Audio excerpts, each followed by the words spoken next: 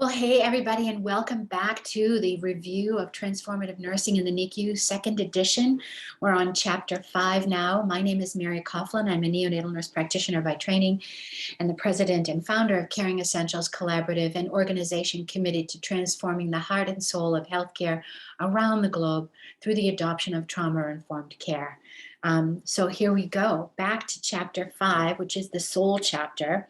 My last episode, I talked about the Caritas processes of Gene Watson and how that concept of the science of human caring complements and balances our understanding about the science and the physiology and pathophys of the experience of trauma and the relevance of trauma-informed care. So the soul chapter really kind of just dives into some of the soul science, if you will.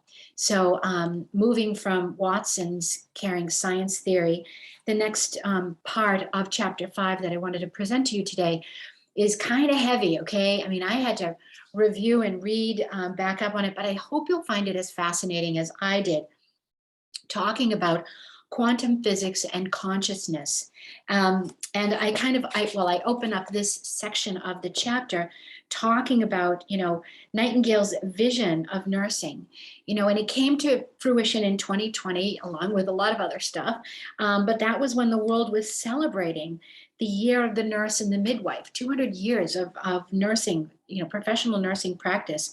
And Gene Watson and other preeminent nursing scholars and theorists have coalesced nursing's disciplinary discourse into a mature body of knowledge. And this is really the evolution of nursing as its own distinct profession. Nursing science is distinct with its caring, healing background grounded in a unitary worldview that recognizing nursing phenomena as unified wholeness, evolving consciousness, oneness, and caring. And this is very consistent with the work of Gene Watson and her unitary caring science paradigm.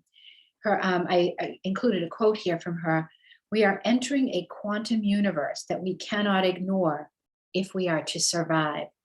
And so that was, reading that, I really wanted to dive into what is quantum physics, what is quantum science telling us about the work that we do in connection with caring for and being compassionate and empathic to other human beings.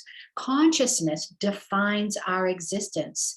Consciousness, it involves a subjective awareness of phenomenal experiences. And as I dove into this, the material, the research and the literature of consciousness, it was really fascinating that a construct that has historically been relegated to the realm of philosophers is now really being pursued and investigated really heavily by neuroscientists, biologists, and physicists. Physicists are really putting forth, they're the ones that are really kind of driving the car, if you will, and really seeing quantum connections, the quantum aspects of our understanding of this, the subjective experience of phenomena from matter, and the people in this world, in this realm of conscious research, talk about the hard problem. And the hard problem that they're really trying to figure out and understand is, how does something like a brain, something that is clearly made up of organic matter, how does it translate subjective experiences? And emphasis on subjective, right? So the brain, we've got our understanding of anatomical and functional components of the brain that help us see color. This is blue is blue, red is red. But when we observe objective phenomena, am I saying this right? Yeah, when we observe objectively the phenomena in our periphery, in our world, we each have a unique subjective experience to that phenomena. And so these neuroscientists, biologists, physicists are really trying to find out, okay, where is that in the brain? What part of the brain is that all about? And I think historically, when you start looking at this stuff, you realize that a lot of it was unexplained, and it was just like, well, that's God, or that's a mystery, or that's whatever. And these folks are really trying to understand it. And the earliest paper that I actually got my hands on was from 1990 from this guy's last name is Eccles. And he talks about this idea of a unitary hypothesis to help understand what is consciousness. And many other researchers, I'm just going to pull over here some of my papers that I had to pull up to refresh myself. Who knew I was going to be looking at this again? But that talks about the neural constructs of consciousness, and that this Eccles guy and then people following him have really tried to look at and dissect down to the what they call the, and I'm reading it from the book now, the dendrons and cycons of pyramidal cells within the cortex, and that somehow these cells connect through these light spots. And again, this is just, I mean, it's very existential. I think it's very, I mean, although it's becoming more and more grounded, I think it's just really fascinating to really help us understand this. And once we do understand that, or at least we're open to the understanding of how we individually experience phenomena that can commonly be described, but it's subjectively experienced differently, that helps us reconnect with our shared humanity and our shared diversity as human beings. That one of the papers that I had referenced in the chapter talked about this unifying field of consciousness and connecting us to the cosmos. And Watson also talks about that, you know, that our biology, our physiology, our makeup at a energetic and matter level is very similar to the same matter and energy constructs around the cosmos and you know, in the universe. And so there was lots of discussion in the various papers that I investigated talking about this cosmic consciousness, and that these biologists and neuroscientists and physicists are really then trying to figure out then, okay, so if that's there, and you know, different groups of researchers are looking at different aspects of this hard problem, how do we as individual human beings, but also collectively as the human race, how do we connect with that cosmic consciousness, and how does that level of consciousness and level of subjective awareness and subjective interpretation to various phenomena play out? You know, why is it different? And you know, I mean, you could ask the question, why is it even important? But I think again, it just speaks to our passion to understand ourselves, and in understanding ourselves, we can understand others, and vice versa, right?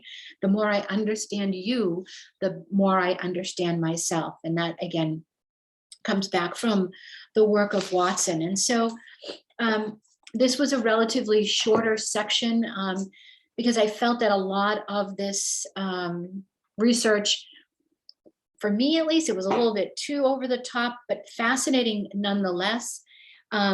This gap between our physical selves and our physical world and the phenomena requires a bridge. And so consistently researchers are saying that the bridge is this quantum physics examination, that we are both frequencies and waves. We have, you know, at that very quintessential energetic level, that we are, you know, waves and frequencies, and these quantum or quanta elements within this quantum field, and this quantum field of consciousness.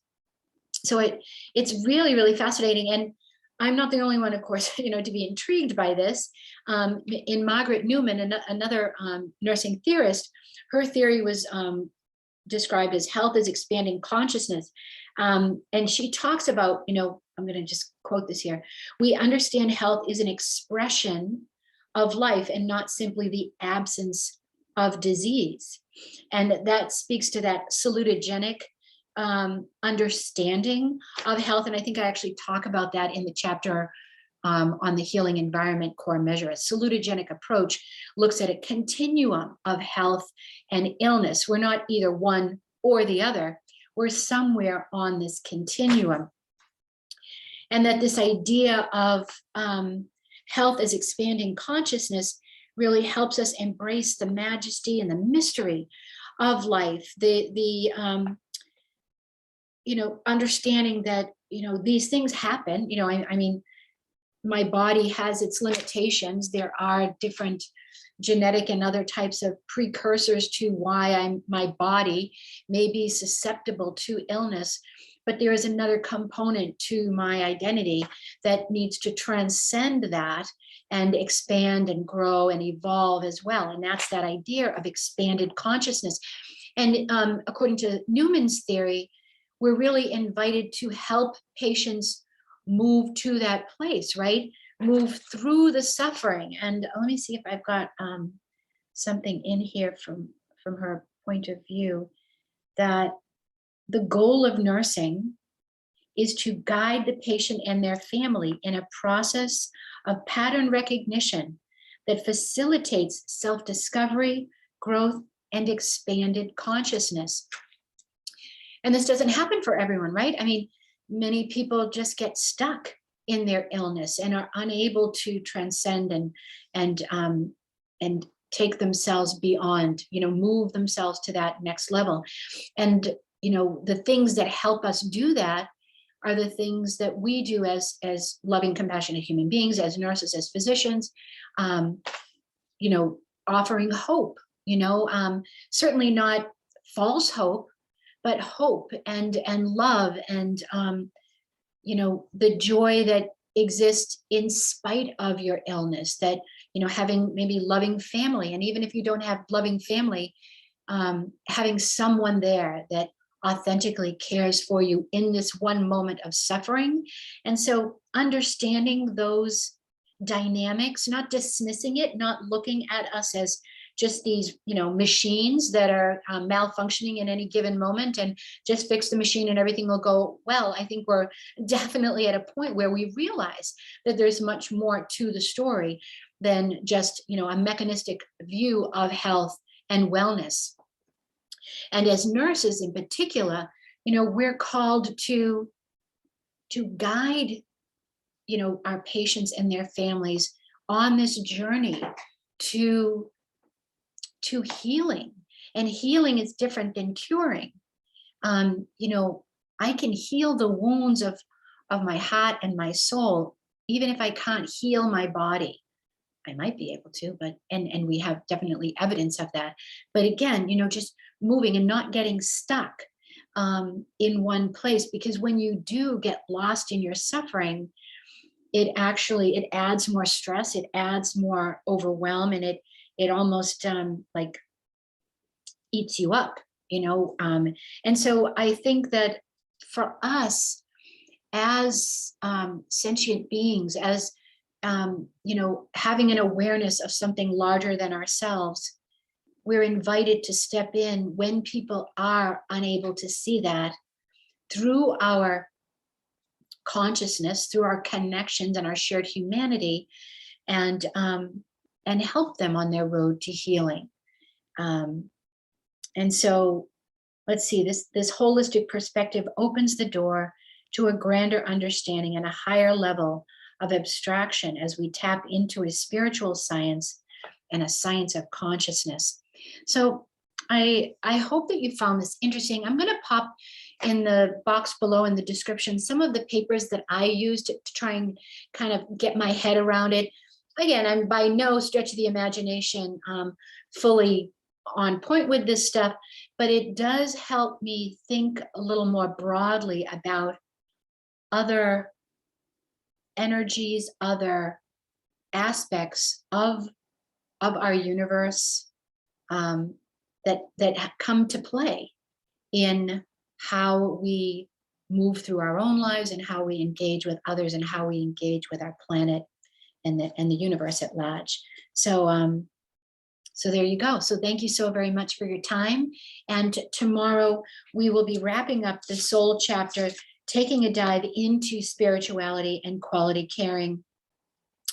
with a specific focus on the spiritual dimensions of care and the impact and the research that demonstrates its relevance for the patient, the family, and of course, ourselves as well. So thank you so very much. I look forward to seeing you again tomorrow. Take care and care well. Bye.